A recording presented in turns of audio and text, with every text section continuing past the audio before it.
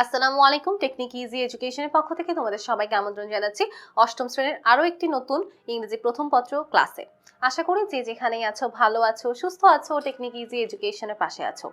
গত পর্বে কিন্তু আমরা হচ্ছে প্রথম চ্যাপ্টারের টেক্সট 1 টেক্সট 2 এগুলো পড়েছিলাম। আমরা সেখানে জানতে পেরেছিলাম যে কিভাবে কিছু শব্দ একটা টেক্সটকে অনেক বেশি ডিফারেন্ট করে তুলতে পারে। একটু তোমাদের দেখিয়ে দিচ্ছি গত ক্লাসে আমরা কি পড়েছিলাম। আমরা গত ক্লাসে এখানে যে আমাদের প্যারাগ্রাফটি আছে, একটা প্যাসেজ আছে একটা ভিলেজ নিয়ে, সেই ভিলেজের এই প্যাসেজ টেক্সট 1 টেক্সট 2 পড়েছিলাম এবং কোশ্চেন অ্যান্সার 1 নাম্বারটা সমাধান করেছিলাম। তোমরা যারা যারা গত পর্বটি দেখোনি সবাই অবশ্যই গত পর্বটি দেখে নেবে। গত পর্ব না দেখলে আজকের ক্লাসটা তোমরা কিছুই বুঝতে পারবে না। আমরা চলে যাব আমাদের দ্বিতীয় প্রশ্নে। আমরা দ্বিতীয় প্রশ্ন একটু দেখে নিই। দ্বিতীয় প্রশ্নে কি বলা হচ্ছে? Do you think this changes make text 2 more interesting and meaningful than text 1? If your answer is yes or no, explain it with examples. আচ্ছা, বলা হচ্ছে 2 নম্বর প্রশ্নে যে টেক্সট 2 তে কিছু পরিবর্তন করা হয়েছে। টেক্সট 1 আর টেক্সট 2 এর মধ্যে কিছু ডিফারেন্স আছে, এটা আমরা গত ক্লাসেই দেখেছিলাম। এবং এই টেক্সট 1 আর 2 এর মধ্যে যে ডিফারেন্সগুলো আছে এগুলো কি আসলে ইন্টারেস্টিং কিনা বা এগুলো কি আসলে কোনো অর্থ বহন করছে কিনা, এগুলো আমাদের টেক্সট 2 কে বেশি আকর্ষণীয় করছে কিনা, এটা আমাদের এক্সপ্লেইন করতে বলেছে উইথ এক্সাম্পলস, অর্থাৎ উদাহরণের সাথে।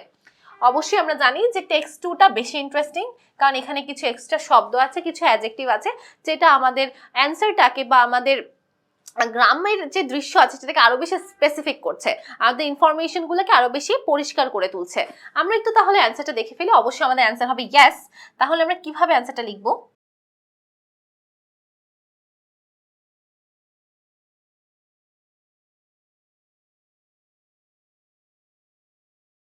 আমরা বলতে পারি ইয়েস, আই থিঙ্ক দ্যাট, আমি মনে করি, দিস চেঞ্জেস, এই পরিবর্তনগুলো, ক্যান মেক, করতে পারে, টেক্সট 2 টেক্সট দ্বিতীয় টেক্সটকে মোর ইন্টারেস্টিং, আরো বেশি আকর্ষণীয়, অ্যান্ড মিনিংফুল, আরো অনেক বেশি অর্থবহ করে তুলতে পারে দ্যান টেক্সট 1 টেক্সট 1 এর তুলনায়। as text 2 is more specific than text 1, কেননা text 2 হচ্ছে text 1 এর থেকে আরো বেশি নির্দিষ্ট করে দেওয়া আছে। and explains every aspect more vividly, অর্থাৎ explain, ব্যাখ্যা করছে, every aspect, aspect মানে হচ্ছে প্রত্যেকটা ধারা বা প্রত্যেকটা অর্থ আরো বেশি পরিষ্কারভাবে প্রকাশ করছে।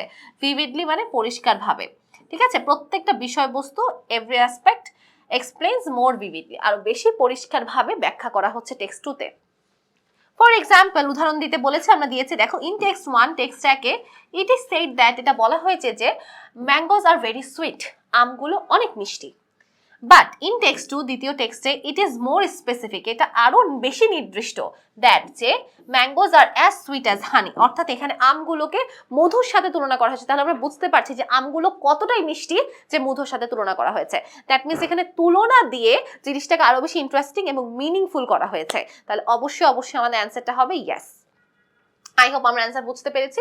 তোমাদের অ্যান্সার যদি নো হয় তোমরা সেটা লিখতে পারো এবং তোমরা তোমাদের এক্সাম্পলটা তোমাদের মতো করে প্রতিষ্ঠিত করতে পারো। পরের প্রশ্নে যাব। পরের প্রশ্নে বলা হচ্ছে, do you think this changes in text to establish a strong connection between the text and the readers? If your answer is yes, explain it with examples. বলা হচ্ছে, তুমি কি মনে করো টেক্সট 2 এ যে পরিবর্তনগুলো আছে এগুলো যে পাঠক আছে, পাঠক এবং পাঠ্যবস্তুর মধ্যে একটা গভীর সম্পর্ক তৈরি করছে? তুমি কি এটা মনে করো? যদি হ্যাঁ তাহলে সেটাও ব্যাখ্যা করো, আর যদি না হয় তবে সেটাও ব্যাখ্যা করো। অবশ্যই আমার কাছে অ্যান্সারটা ইয়েস। কিভাবে সেটা উত্তরের মাধ্যমে দেখে নেওয়া যাক। Yes, I think that this changes in text 2 establishes a strong connection between the text and the readers. হ্যাঁ, আমি মনে করি যে টেক্সট 2 যেটা আছে সেটা অবশ্যই পাঠক এবং পাঠ্যবস্তুর মধ্যে একটা গভীর সম্পর্ক সৃষ্টি করে। কেননা ইট ইজ ভেরি এভিডেন্ট, এটা একদমই পরিষ্কার। এভিডেন্ট মানে এটা প্রমাণিত বা খুবই পরিষ্কার দ্যাট যে ইন টেক্সট 2 দ্বিতীয় টেক্সটে বা দ্বিতীয় পাঠে every point is more clearly written, প্রত্যেকটা পয়েন্ট, প্রত্যেকটা বিষয়বস্তু বেশি ক্লিয়ারলি বা বেশি পরিষ্কারভাবে লেখা হয়েছে। অ্যান্ড এভরি ওয়ার্ড, প্রত্যেকটা শব্দ, ইজ ডেসক্রাইব, ব্যাখ্যা করা হয়েছে বেটার দ্যান টেক্সট 1, অর্থাৎ টেক্সট 1 এর থেকে বেশি ভালো করে টেক্সট 2 এ ব্যাখ্যা করা হয়েছে।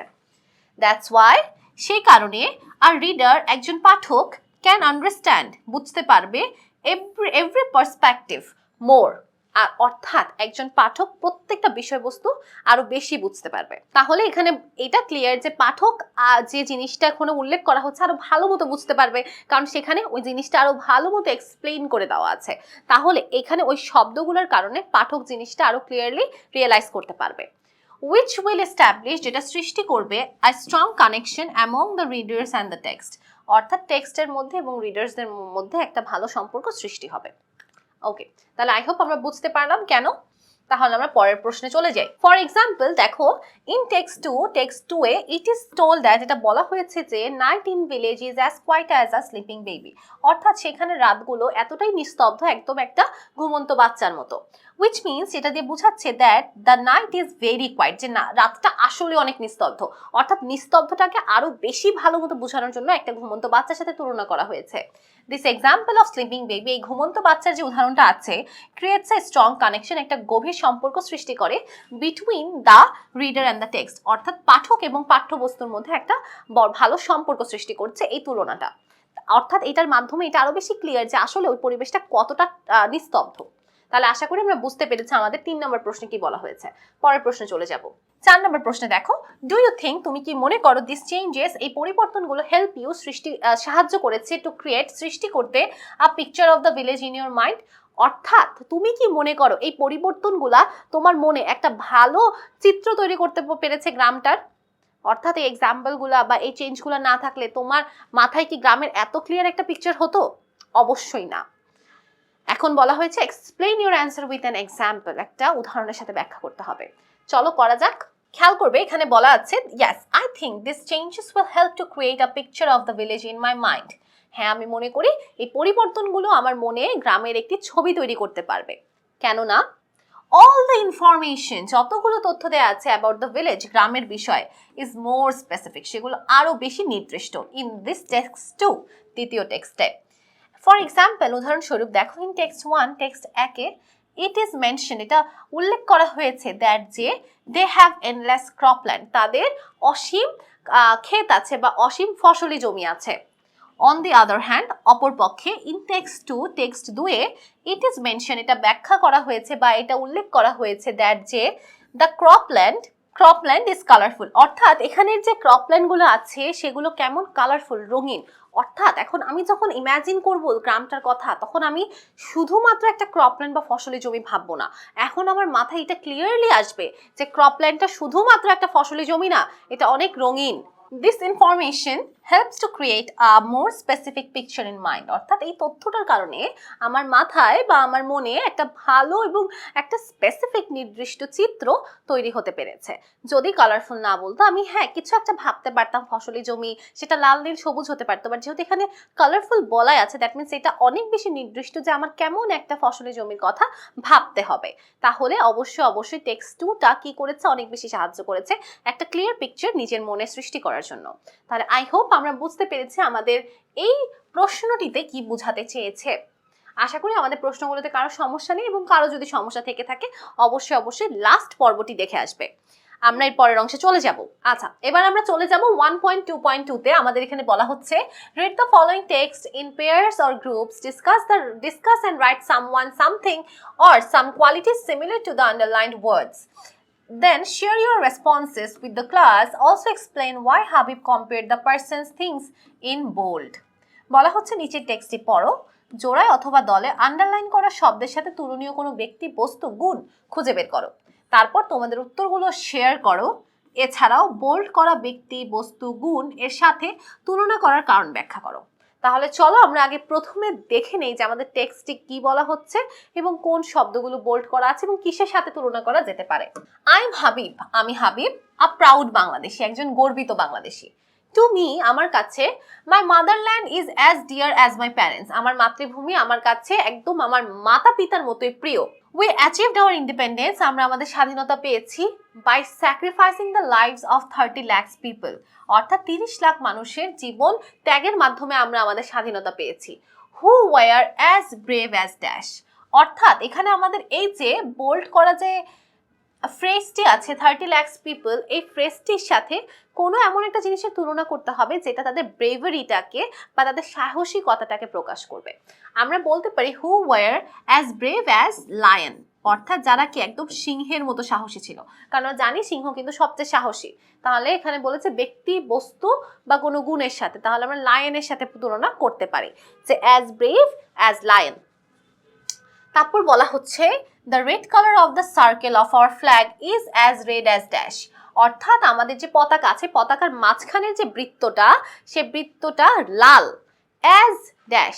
তাহলে আমাদের এই যে ফ্ল্যাগ, এই যে আন্ডারলাইন করা শব্দটা অ্যাজ রেড অ্যাজ ড্যাশ, কিসের মতো লাল? আমরা বলতে পারি ব্লাড, অর্থাৎ আমাদের রক্তের মতো লাল। ওকে, তারপর বলা হচ্ছে the green colour of the flag is an emblem of the greenery of nature in Bangladesh। অর্থাৎ আমাদের পতাকায় যে সবুজ রং আছে সেটা কিসের প্রতীক? এমব্লেম মানে হচ্ছে প্রতীক, সেটা হচ্ছে আমাদের প্রকৃতির প্রতীক। My grandparents also fought for this land। আমার দাদা দাদিরা এই মাতৃভূমির জন্য যুদ্ধ করেছে।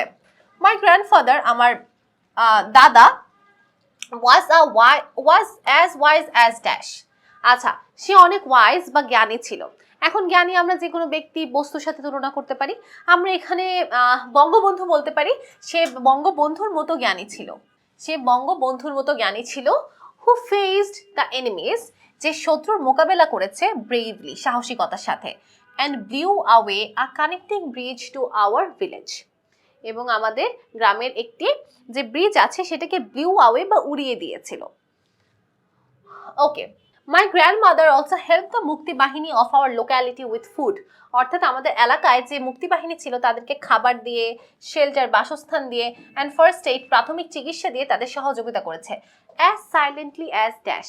আচ্ছা, একদম নিশ্চুপভাবে দিয়েছে যেন কেউ জানতে না পারে। তাহলে কিসের মতো সাইলেন্ট ছিল?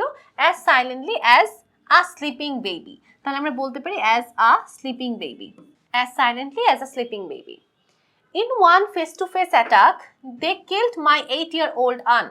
তারা আমাদের 8 বছরের খালামুনিকে বা খালাকে মেরে ফেলেছিল। Whose dead body was found at the front of our house। সেই মৃতদেহ পাওয়া গিয়েছিল আমাদের বাসার সামনে।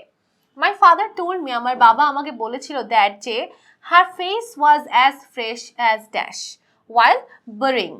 অর্থাৎ তারকে যখন কবর দেয়া হচ্ছিল তখন তার মুখটা অনেক বেশি ফ্রেশ বা সতেজ ছিল। এখন সতেজ কিসের মতো হতে পারে? সূর্যের মতো সতেজ কিন্তু হতে পারে। As fresh as sun. When my father spoke about the history of our liberation war, যখন আমার বাবা আমাদের সাথে মুক্তিযুদ্ধের ইতিহাস নিয়ে কথা বলল, it seemed, এটা মনে হয়েছিল, his eyes could visualize those incidents as clearly as dash। অর্থাৎ তো আমার যখন দাদা আমাকে মুক্তিযুদ্ধের গল্প বলছিল তখন আমার কাছে মনে হচ্ছিল যে সে ঘটনা, ইনসিডেন্টসগুলো আমার চোখের সামনে ভিজুয়ালাইজ বা ভেসে উঠছে। অ্যাজ ক্লিয়ারলি অ্যাজ, কিসের মতো পরিষ্কারভাবে? অ্যাজ ক্লিয়ারলি অ্যাজ ওয়াটার বলতে পারি, কারণ পানি তো সবচেয়ে বেশি পরিষ্কার হয়। As clearly as water. And then tears roll down from his eyes. এবং এইগুলো বলতে বলতে তার চোখ দিয়ে পানি গড়িয়ে পড়লো। আচ্ছা, এখন আমরা এই শব্দগুলো লিখলাম, কিন্তু এখানে কিন্তু আমাদের কাজ শেষ নয়। আমাদের কাজ কিন্তু এখন মেইন কাজে আমরা আছি, সেটা হচ্ছে use the following grid to record your responses, one is done for you. এখন আমরা কি করব? আমরা এই ছকগুলো পূরণ করব। বলা হচ্ছে এই বক্সে লিখতে হবে person, thing, quality you are describing. অর্থাৎ সেই ব্যক্তি, সেই বস্তু অথবা সেই গুণ যেটা তুমি ব্যাখ্যা করছো। Person, thing, quality you are comparing with, সেই ব্যক্তি, সেই বস্তু বা সেই গুণ যেটার সাথে তুমি তুলনা করছো। এবং reason for comparing the person, thing or quality, এবং সেই কারণটা বলতে হবে যে তুমি কেন তুলনা করছো।